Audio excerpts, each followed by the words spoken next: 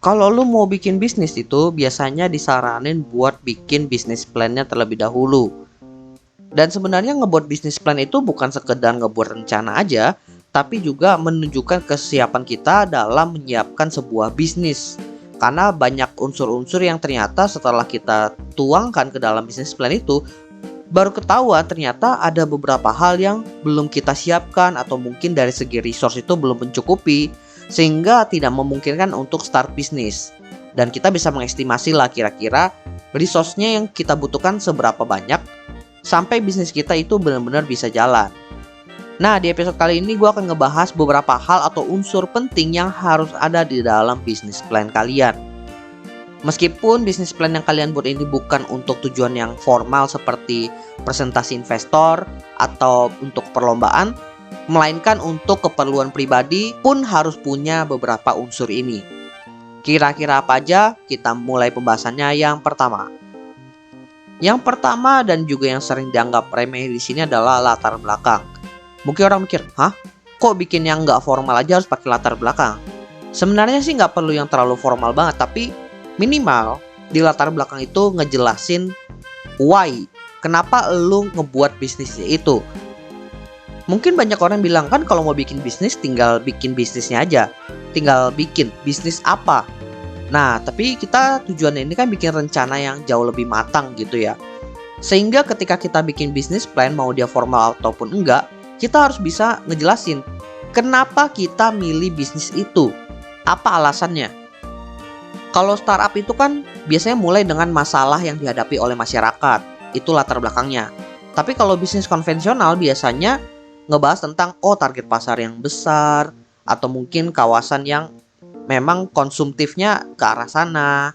Jadi bukan sebatas kenapa gue pengen bisnis ini, ya karena gue pengen aja, nggak gitu. Harus benar-benar dijabarkan dengan alasan yang logis.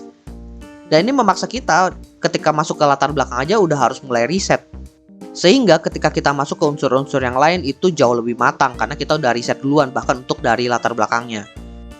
Lalu unsur kedua yang harus ada di dalam bisnis plan adalah deskripsi bisnis dan juga produknya. Deskripsi bisnis itu tentunya penjelasan tentang bisnis apa yang pengen lu jalanin, bidangnya apa, kemudian nama brandnya. Jadi bisa dibilang ini sebagai identitas elu, apa yang membedakan bisnis elu dengan bisnis orang lain yang serupa. Kemudian lu harus mendeskripsikan produk atau jasa yang lu jual atau lu tawarkan. Biasanya produk yang ditunjukkan atau dideskripsikan di sini adalah produk yang menjadi unggulan elu meskipun belum dijual. Mungkin sekitar 1-3 produk itu udah cukup. Yang lain boleh disebutin tapi nggak perlu dijelasin sampai gimana-gimana.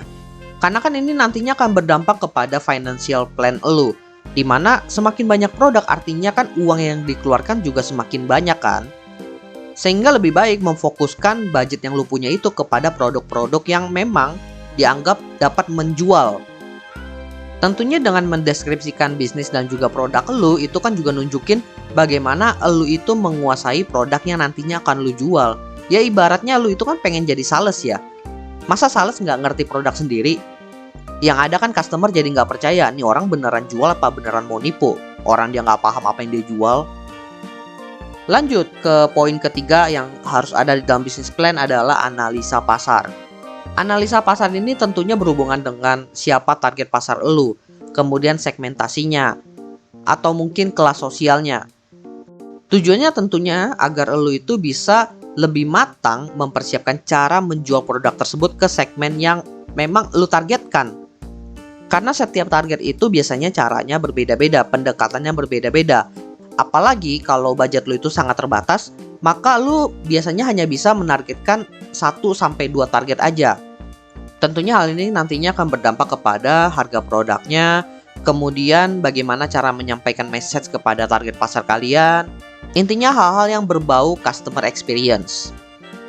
Next, poin penting yang keempat adalah analisa kompetitor dan juga SWOT. Tentunya kan namanya bisnis nggak mungkin nggak ada lawan. Pasti ada kompetitor yang punya bisnis serupa. Di sini kita dipaksa untuk mengetahui siapa lawan yang akan kita hadapi nanti.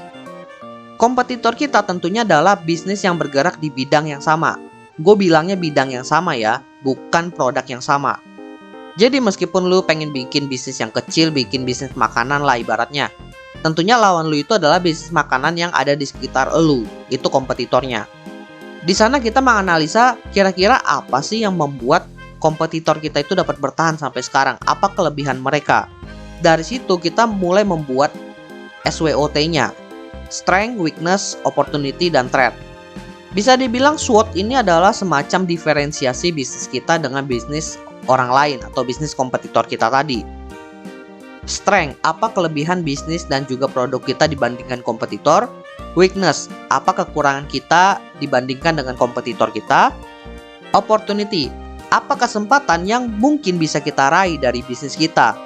Dan juga threat, tantangan atau ancaman apa yang bisa mengganggu bisnis kita.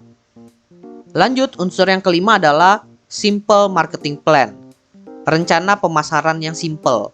Kenapa gue bilangnya simple? Karena kalau mau bikin marketing plan itu bisa dibikin dokumen sendiri, bisa dibikin perencanaan sendiri, dan itu jauh lebih panjang. Tapi kalau simple itu tentunya ya bagaimana kita membuat poin-poin, bagaimana cara kita untuk mempromosikan produk kita secara simple, terlebih buat UMKM. Tentunya ya dengan budget yang terbatas, kita itu hanya bisa memasarkan produk kita dengan cara-cara yang simple juga, yang tidak memakan budget lumayan gede.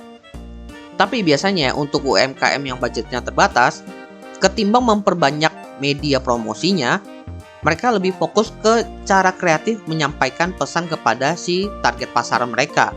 Sehingga itu yang ngebuat UMKM itu jauh lebih unik ketimbang brand-brand besar saat ini. Makanya gue bilangnya simple marketing plan. Karena apa? Karena ya nggak perlu rumit-rumit, karena kreativitas itu kan muncul tiba-tiba, nggak bisa dituliskan ke dalam plan begitu aja. So yang penting di dalam plan itu udah tau lah kalau mau promosi itu medianya apa aja. Itu sih yang penting. Dan unsur yang terakhir yang harus ada di dalam business plan tentunya adalah financial plan, rencana keuangan. Kalau untuk hal simple tentunya ya lu harus tahu modal lu berapa, kemudian berapa alokasi dana lu untuk produknya, berapa alokasi dana untuk marketingnya, lalu berapa juga alokasi untuk operasional bisnisnya. Itu semua harus dijabarin. Itu yang simple aja sih. Itu masuk ke dalam rencana alokasi awal ketika kalian start bisnisnya. Kemudian kalian juga bisa bikin proyeksi keuangan juga kalau bisnis kalian itu jalan. Yang simple aja, misalnya dari penjualan kalian itu dengan harga produk sekian, kira-kira bisa nyampe BEP atau balik modal itu kira-kira kapan? Atau mungkin kalian bisa pakai estimasi jumlah produk yang harus dijual itu berapa. Menurut gua untuk UMKM proyeksi ini nggak penting-penting amat ya, karena akan terrealisasikan melalui perhitungan operasional harian. Cuma kalau buat presentasi ke investor, projection ini bisa dibilang lumayan penting. Oke, jadi itulah beberapa hal atau unsur yang penting yang harus ada di dalam business plan. Meskipun bisnis plan yang kalian buat itu bukanlah bisnis plan yang formal. Ngebuat bisnis plan itu bisa dibilang lumayan bagus karena bisa menunjukkan seberapa matangnya kita memikirkan rencana bisnis yang akan kita lakukan atau kita eksekusi nantinya. Tapi sekali lagi, terutama untuk UMKM, bisnis plan itu bukanlah sebuah keharusan. Tapi kalau kalian bisa buat, kenapa enggak? So, jangan ragu untuk coba buat. By the way teman-teman, jangan lupa follow Instagram dan juga akun TikTok Opsiana Podcast di @opsianamedia, karena di sana akan ada konten-konten menarik dan juga yang bermanfaat buat teman-teman semuanya. Dan juga kalian akan mendapatkan update dari Opsiana Podcast kalau nantinya ada episode terbaru yang rilis. So, jangan sampai teman-teman ketinggalan sama update-nya. Dan terakhir, jangan lupa juga untuk follow atau subscribe Opsiana Podcast di platform kesayangan teman-teman. Dan nantikan konten-konten menarik dari Opsiana Podcast nantinya di sana. Oke, gua rasa itu aja. Thank you buat teman-teman yang sudah mendengarkan. See you next time di episode Opsiana Podcast lainnya.